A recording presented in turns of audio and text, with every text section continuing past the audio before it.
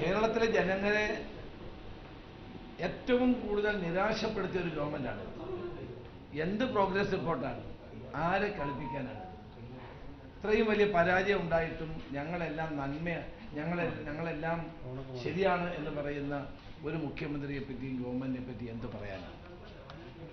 ഇത് പ്രോഗ്രസ് റിപ്പോർട്ടല്ല, ഇത് കള്ള റിപ്പോർട്ടാണ്. ഇതാരും അംഗീകരിക്കത്തില്ല. ജനങ്ങൾ തള്ളിക്കളഞ്ഞൊരു ഗവൺമെൻറ്റാണ്. ഇവർക്ക് ധാർമ്മികമായി അധികാരത്തിൽ തുടരാൻ പോലുള്ള അവകാശമില്ലാത്ത ഗവൺമെൻറ്റാണ്. എന്നാലും അവർ ഞങ്ങൾ അത് എന്നിട്ടും ഞങ്ങളെല്ലാം ശരിയാണ് എന്നൊരു പ്രോഗ്രസ് റിപ്പോർട്ട് അവതരിപ്പിച്ചത് വളരെ വളരെ നിർഭാഗ്യകരമായി. അത് ജനങ്ങൾ അംഗീകരിക്കില്ല എന്നാണ് ഞങ്ങൾക്ക് പറയാനുള്ളത്. ഈ വലിയ 18 സീറ്റുകളിൽ വിജയിച്ചെങ്കിൽ തൃശ്ശൂരിൽ കോൺഗ്രസിന് വലിയ തിരിച്ചടിയുണ്ട്. 3ാം സ്ഥാനത്തേക്ക് അവിടെ BJP ആണ് വിജയിച്ചത്. അപ്പോൾ കോൺഗ്രസ് സംബന്ധിച്ച് എന്താണ് അതിൻ്റെ ഒരു? തീർച്ചയായിട്ടും അത് പാർട്ടി ഗൗരവത്തോടെ പരിശോധിക്കുന്നുണ്ട്. അവിടെ ഉണ്ടായിട്ടുള്ള പ്രശ്നങ്ങൾ പാർട്ടി KPCC പരിശോധിച്ച് നടപടി സ്വീകരിക്കും. അല്ല, അതുണ്ടായിട്ടുണ്ട്. അത് എന്താണെന്നുള്ളത്, എന്ത് ചെയ്യണമെന്നുള്ള പാർട്ടി ആലോചിച്ച് ഒരു തീരുമാനം വൈകാതെ എടുക്കുമെന്നാണ് എൻ്റെ പ്രതീക്ഷ. ബാക്കിയുള്ള എല്ലാ സ്ഥലങ്ങളിലും വലിയ വിജയം നേടി, അവിടെ മാത്രം തോൽക്കുകയും ചെയ്തു. സംഘടനാപരമായി സുരേഷ് ഗോപി വിലയിരുത്തുന്നതിൽ അല്ലെങ്കിൽ BJP അവിടെ തൊട്ടായി കാണുന്നതിൽ ഒരു വീഴ്ച വരുത്തിയെന്ന് പാർട്ടി അല്ല, എന്താണ് എന്നുള്ളത് പരിശോധിച്ചുകൊണ്ടിരിക്കുകയല്ലേ. അപ്പോൾ പരിശോധന നടക്കുന്നതിനിടയിൽ ഞാനൊരു കാര്യം പറയുന്നത് ശരിയല്ല. പരിശോധിച്ച് പാർട്ടി അതിനകത്ത് നടപടി സ്വീകരിക്കും. അത് മുഖ്യമന്ത്രി അങ്ങനെ ബിഷപ്പുമാരെ ഇടയ്ക്കിടയ്ക്ക് നിർദ്ദിഷ്ട ജീവിയെന്നും ഇപ്പം എന്താ വിളിച്ചത് വിവരദോഷിയെന്നും, അദ്ദേഹം വലിയ വിവരമുള്ള ആളല്ലേ. എല്ലാവരെയും വിവരദോഷിയെന്ന് അദ്ദേഹത്തിന് പറയാറുണ്ട്. വിവരദോഷിയാണെന്നും നിർദ്ദിഷ്ട ജീവിയാണെന്നും ഒക്കെ പറയും. അത് അദ്ദേഹത്തിൻ്റെ സ്വഭാവമാണ്. അദ്ദേഹത്തെ അത്രയും വിവരമുള്ള ഒരാൾ കേരളത്തിൽ ഇല്ലയെന്ന് എല്ലാവർക്കും അറിയാമല്ലോ. രാഷ്ട്രീയ രംഗത്ത് നിൽക്കുന്ന ഭരണാധികാരികൾക്കും രാഷ്ട്രീയ നേതാക്കന്മാർക്കും ഇതിൽ വിമർശനം ഉണ്ടാകും. ആ വിമർശനങ്ങളെ വളരെ ഗൗരവത്തോടെ പരിശോധിക്കാനും അല്ലെങ്കിൽ സമചിത്തതയോടെ നേരിടുകയും ചെയ്യുക എന്നുള്ളതാണ് ആവശ്യം.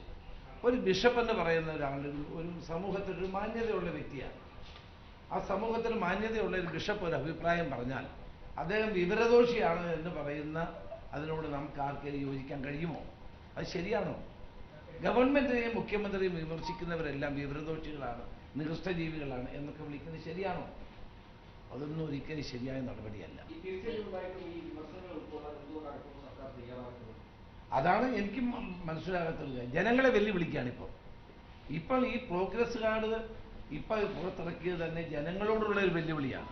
ജനങ്ങൾക്ക് തെറ്റിപ്പോയി, ഞങ്ങൾ ശരിയാണ് എന്നുള്ളതാണ് ഇപ്പോൾ അവർ പറഞ്ഞുകൊണ്ടിരിക്കുന്നത്. ഇപ്പൊ സാധാരണ തിരിച്ചടി വരുമ്പോൾ പാർട്ടിക്കകത്തുനിന്ന് ഏത് പാർട്ടിയാണെങ്കിലും പാർട്ടിക്കകത്തുനിന്ന് ഒരു ചോദ്യം വരുന്നത് CPM അങ്ങനെ ഒരു ചോദ്യം വരാൻ അങ്ങനെയല്ല.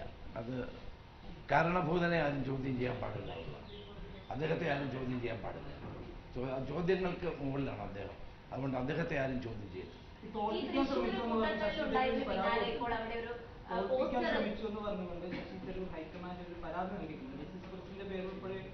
അദ്ദേഹം വിജയിച്ചല്ലോ. നല്ല 4ാം തവണയും അദ്ദേഹം MP ആയല്ലോ. അപ്പോൾ എന്തെങ്കിലും പരാതി കൊണ്ട് പാർട്ടി പരിശോധിക്കും. തൃശൂർ കൂട്ടത്തലിന് പിന്നാലെ തന്നെ ഇപ്പോൾ അവിടെ ഒരു പോസ്റ്റർ, പ്രസ് ക്ലബിന് മുന്നിൽ ഒരു പോസ്റ്റർ വന്നിട്ടുണ്ട്. അനിലത്തരയ്ക്കെതിരെയും ഇതിനകത്ത് ഇത്രയേ ഉള്ളൂ. തൃശ്ശൂരെ കാര്യത്തിൽ KPCC അത് പരിശോധിച്ചുകൊണ്ടിരിക്കുകയാണ്. യുക്തമായ നടപടികൾ ഉടനടി ഉണ്ട്. രാജ്യസഭാ സീറ്റുമായി ബന്ധപ്പെട്ട് CPIയും അതോടൊപ്പം കേരള കോൺഗ്രസ് ജോസ് കെ മാണിയും അവർ ഉയർത്തുന്ന പല കാര്യങ്ങളുമുണ്ട്. UDF-ൽ നിന്ന് പുറത്താക്കിയപ്പോഴാണ് LDF എന്ന രാഷ്ട്രീയത്തിലേക്ക് പോയതെന്ന് ജോസ് കെ മാണി രാവിലെ പറഞ്ഞിട്ടുമുണ്ട്. അപ്പോൾ അവിടെയുള്ള പ്രശ്നങ്ങളിൽ ഏതെങ്കിലും വിധത്തിൽ UDF ഇനിഷ്യേറ്റീവ് എടുക്കുമോ? ജോസ് കെ മാണിയെ UDF യാതൊരു ഇനിഷ്യേറ്റീവ് എടുക്കേണ്ട കാര്യം ഇപ്പോൾ ഇല്ല. നമ്മൾ മനസ്സിലാക്കേണ്ടത്, നേരത്തെ ജനതാദൾ വീരേന്ദ്രകുമാർ UDF-ലായിരുന്നപ്പോൾ അവർക്ക് രാജ്യസഭ കൊടുത്തു. രാജ്യസഭയായിട്ട് അങ്ങോട്ട് ചെന്നു, രാജ്യസഭയിൽ പോയി മന്ത്രിസ്ഥാനം. ഇപ്പോൾ കേരള കോൺഗ്രസിനും അതായിരിക്കും സംഭവിക്കാൻ പോകുന്നതെന്നാണ് എനിക്ക് തോന്നുന്നത്. അത് അവരുടെ കാര്യമാണ്. ഞങ്ങളിപ്പോൾ ഇടപെടേണ്ട ഒരു സാഹചര്യം. അതൊന്നും ഇപ്പോൾ ആലോചിക്കേണ്ട കാര്യമില്ല. അതൊന്നും ഇപ്പോൾ ആലോചിക്കേണ്ട, അങ്ങനെയൊന്നും ആലോചിക്കേണ്ട രാഷ്ട്രീയ സാഹചര്യം ഇല്ല.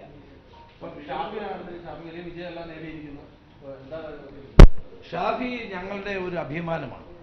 കേരളത്തിലെ മതേതര വിശ്വാസികളുടെ ഒരു പ്രതിബിംബമായിട്ട് ഇന്ന് മാറിക്കഴിഞ്ഞിട്ടുണ്ട്. അത് കേരളത്തിലെ കോൺഗ്രസിന് ഇന്ന് മുതൽക്കൂട്ടായിരിക്കും, UDF-ന് മുതൽക്കൂട്ടായിരിക്കും, കേരള സമൂഹത്തിന് മുതൽക്കൂട്ടായിരിക്കും. അത് യാതൊരു സംശയവുമില്ല. ഷാഫിയെ അപകീർത്തിപ്പെടുത്താനും മോശക്കാരനാക്കാനും ഒത്തിരി ശ്രമങ്ങൾ. ഒരു തികഞ്ഞ മതേതരവാദിയായ ഈ ചെറുപ്പക്കാരനെ വർഗീയവാദിയാക്കാൻ നടത്തിയ ശ്രമങ്ങൾ മുഴുവൻ പൊളിഞ്ഞു. ചരിത്രത്തിലില്ലാത്ത ഭൂരിപക്ഷം ജനങ്ങൾ നൽകി.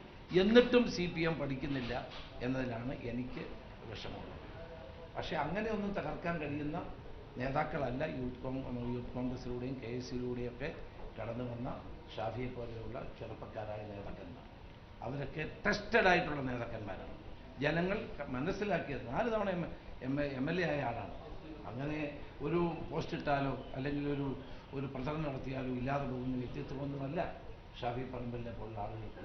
ഇവരൊക്കെയാണ് ഞങ്ങളുടെ ഭാവിയിലെ കോൺഗ്രസിന്റെ ശക്തി എന്ന് പറയുന്നത്. പക്ഷേ പാലക്കാട് ഒരു ഉപതെരഞ്ഞെടുപ്പ് വരുമ്പോൾ സ്വാഭാവികമായിട്ട് തൃശ്ശൂരിലെ വിജയം BJP ക്കൊക്കെ വലിയ ആത്മവിശ്വാസം നൽകി. പാലക്കാടൊക്കെ ഞങ്ങൾ പാട്ടും പാടിയേക്കും.